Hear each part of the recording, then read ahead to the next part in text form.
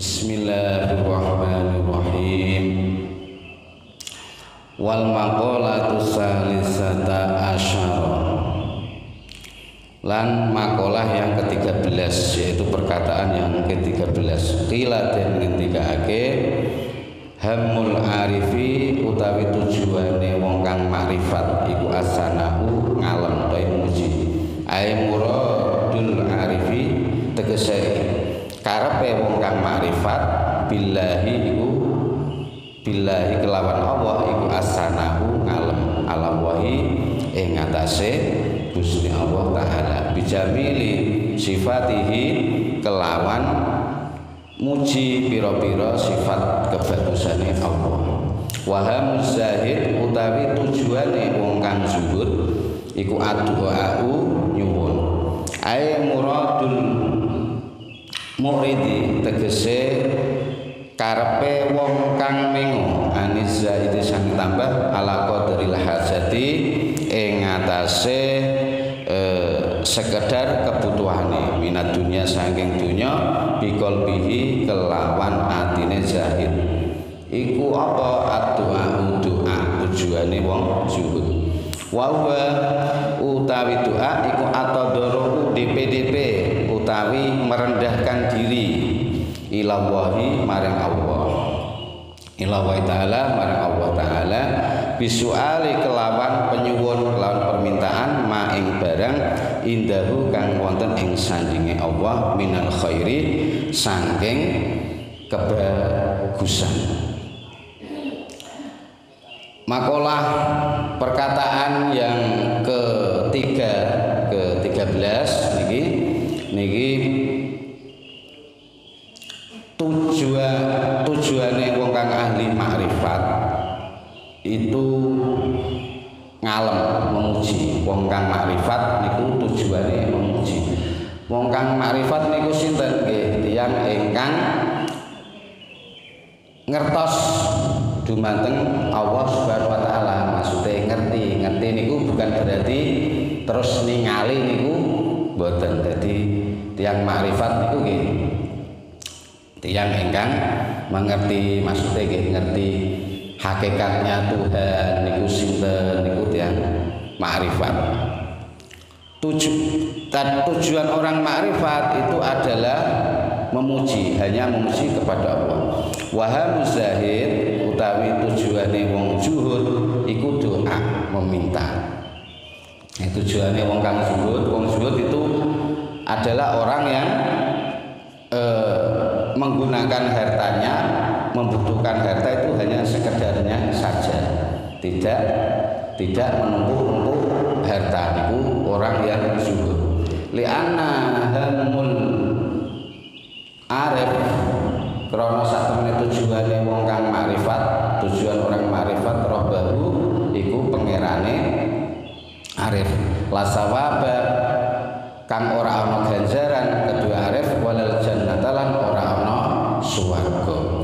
Waham zahid utawi tujuane wong kang zuhud nafsuhu iku awak dhewe zahid dirinya sendiri. Ai manfaatun tegese manfaati nafsu ing awake zahid wong kang zuhud minas sawabi sange ganjaran wal jannati lan swarga. Favorika mongko dibedakake bainaman ing dalem antarane wong, maka harus dibedakan antara himmatuhu utawi tujuane wong iku al-khuru bidadari. Harus dibedakan tujuan orang yang hanya tujuannya sekedar mencari bidadari atau kenikmatan surga. Waman lan wong himmatu kang utawi tujuane wong iku rafus suturi hilangnya penghalang, jadi hilangnya hijab, hilangnya. Harus dibedakan tujuan orang yang hanya tujuannya untuk mencari surga dan tujuan untuk supaya penghalang antara dia dengan Allah itu hilang. Nah, ini tujuannya orang yang ma'rifat. Jadi orang yang ma'rifat itu tujuannya dia mencari hanya tertuju tertuju kepada Allah belaka. Orang yang ma'rifat dia hanya yang dituju Allah. Orang ma'rifat itu sudah tidak peduli, maksudnya tidak menginginkan surga atau neraka. Orang ma'rifat ini apa adanya ditompo. Yang dituju soalnya niatnya adalah hanya kepada Allah. Itu orang yang ma'rifat. Itu makanya orang ma'rifat niku punya kelebihan, dia itu tahu, biasanya tahu segala sesuatu. Nek kalau orang Jawa itu ngerti sadurunge winarah, niku dia tahu apa yang terjadi, tapi bukan paranormal. Kalau paranormal dukun itu lebih banyak karena bantuan bangsa jin. Tapi kalau orang ma'rifat ini tahu dari Allah Subhanahu wa taala, dia tahu sesungguhnya Allah Subhanahu wa taala. Karena dia itu tujuannya sudah tidak mengharapkan lagi surga atau neraka, tapi tujuannya adalah hanya Allah Subhanahu wa taala. Ada sebuah syair yang biasa kanggo pujian-pujian itu, perkataan dari seorang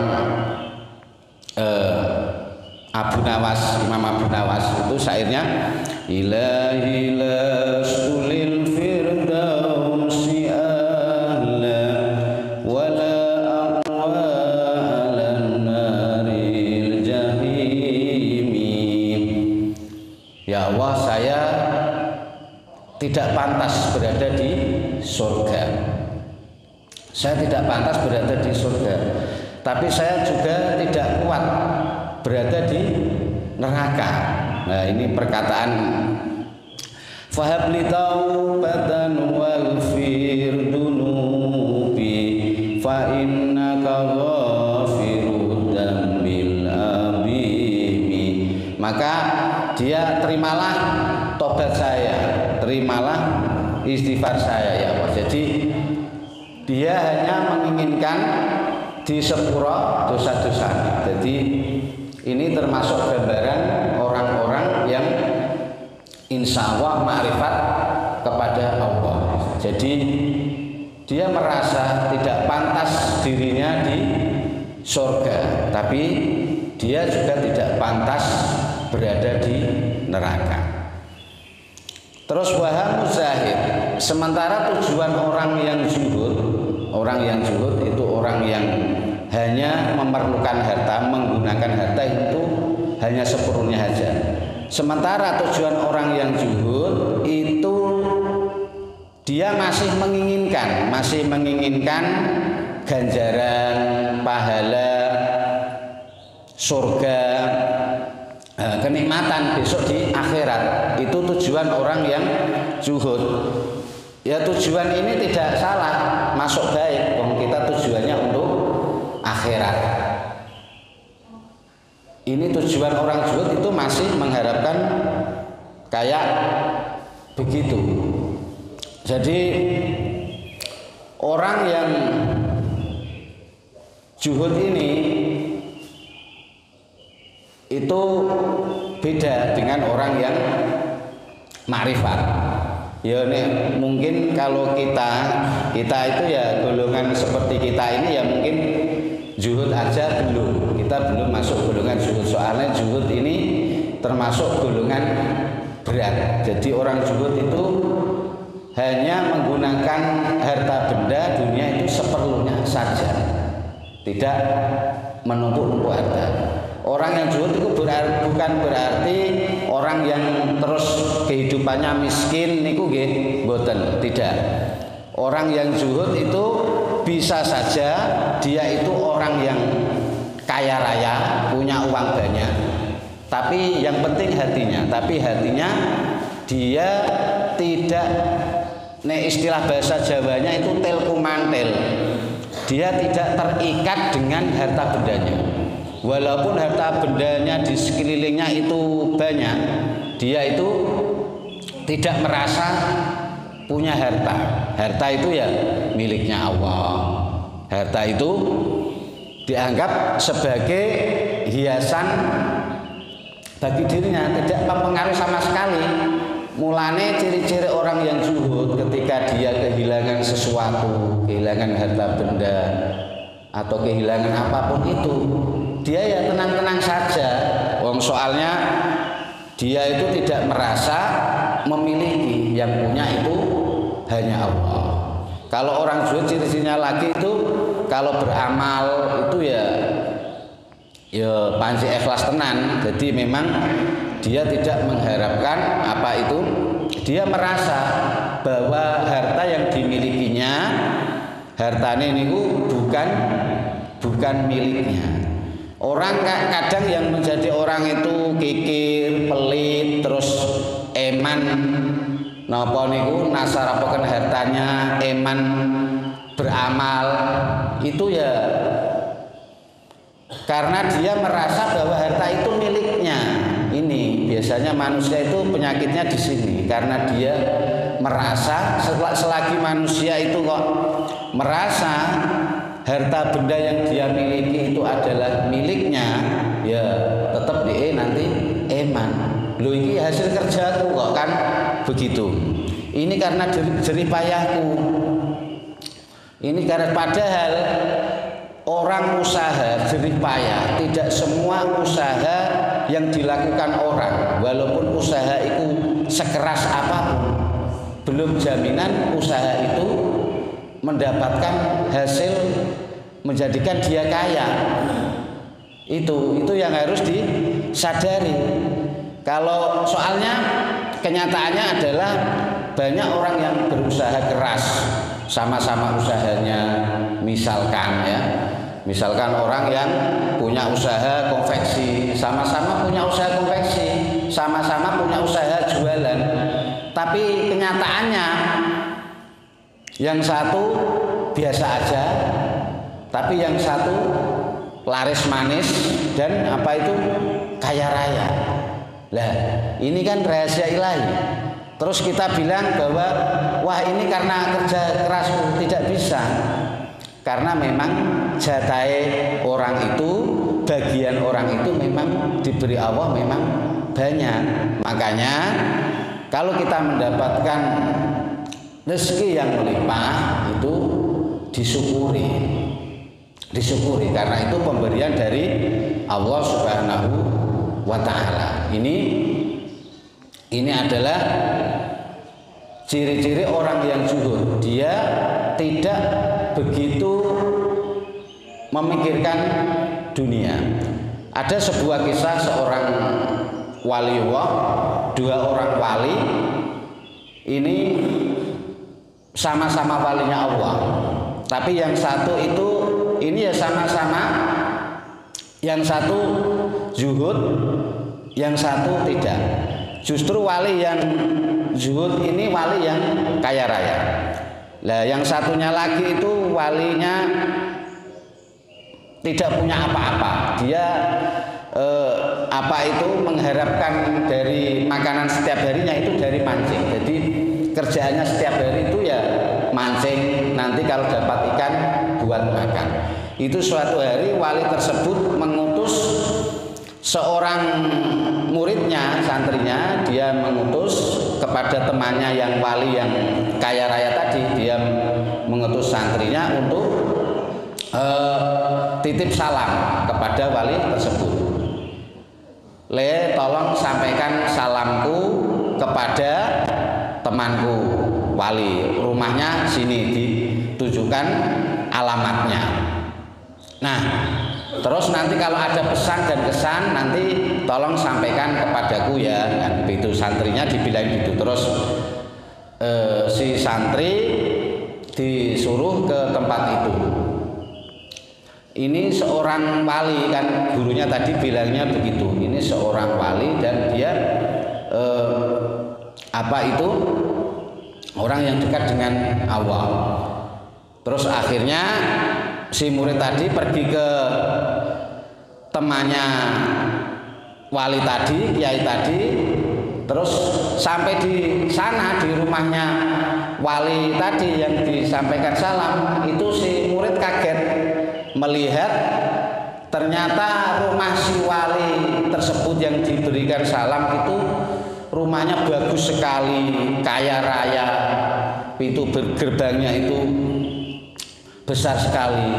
Dia terus si santri jadi bingung, apa benar ini yang dikasih salam oleh kiai saya, padahal kiai saya itu orang yang sangat zuhud dan begitu. Akhirnya karena itu memang sudah amanat dari gurunya, akhirnya dia tetap masuk ke rumah wali tersebut yang kaya raya. Nah, kemudian sampai di situ dia kemudian dipersilakan, wali tersebut kemudian berpesan, ada apa kamu datang ke sini? Aku cuma menitipkan salam dari guruku Yai, kan begitu jawabnya. Oh ya, saya jawab kan begitu. Terus akhirnya ini saya pesan pada gurumu, saya pesan nanti gurumu itu kalau jangan terlalu mengingat dunia, jangan terlalu pikiranmu itu jangan terlalu terikat dengan dunia, telku mantel. Pesannya begitu aja. Lah si santri ini kan semakin kaget mendengar perkataan dari wali yang tadi. Loh, ini bagaimana? Wong guru saya itu tidak punya apa-apa, kok disuruh dipesan jangan mengingat, jangan terlalu sibuk dengan dunia. Ini kan tidak masuk akal, padahal dia yang kaya raya. Sambil bergumam dalam hati, akhirnya si murid ini kemudian pulang. Sampai di sana dia ditanya oleh gurunya, ada pesan apa kan gitu. Terus mula-mula santrinya tadi itu ya malu mengatakannya, wong pesannya kok malah kayak begitu kan gitu. Udah, ndak usah, kamu ndak usah malu, katakan saja, pasti ada pesan yang disampaikan. Akhirnya si murid ini terus menyampaikan, itu bilangnya kiai temennya panjenengan kok malah pesene panjenengan itu ampun jangan terlalu sibuk memikirkan dunia. Ini bagaimana? Ini apa tidak berbalik? Terus si wali tadi dia menjawab sambil tersenyum, senyum saja. Itu betul muridku, itu betul. Sebenarnya itu betul apa yang diucapkan teman saya itu. Betul. Saya ini memang tidak punya apa-apa, tapi setiap hari saya masih memikirkan, mengharapkan datangnya ikan ini untuk biar bisa buat makan saya hari ini. Walaupun saya tidak punya apa-apa. Betul, dia itu memang kaya raya, dia punya harta benda, tapi sedikit pun hatinya tidak ada ingat pada harta bendanya. Dia yang diingat hanya Allah Subhanahu wa ta'ala. Lah ini keistimewaan wali yang kaya raya. Jadi orang yang zuhud itu bukan berarti yang terus tidak punya harta, miskin itu bukan. Kadang bisa saja dia kaya tapi pikirannya. Yang penting kita menjaga pikiran kita. Wawalam suap mungkin manfaatnya jumatan kita sedoyo. A'udzubillahi minasyaitonir rajim. Bismillahirrahmanirrahim. Allahumma inna nas'aluka ilman nafi'an katsiran wa amalan mutaqabbala wa afiyatan fil jasad wa rizqan halalan katsiran thayyiban wasi'an wa inal khair qaribana wa anisyari badana wa qdi hawaijana fid din wa dunya wal akhirah. Rabbana la tuzigh qulubana ba'da idh hadaytana wa hab lana min ladunka rahmatan innaka antal wahhab. Rabbana atina fid dunya hasanatan wa fil akhirati hasanatan wa qina adzabannar. Wa sallallahu ala sayyidina Muhammad wa ala alihi wasallam ajma'in. Alhamdulillahirabbil alamin. Al-Fatihah. Bismillahirrahmanirrahim. Alhamdulillah.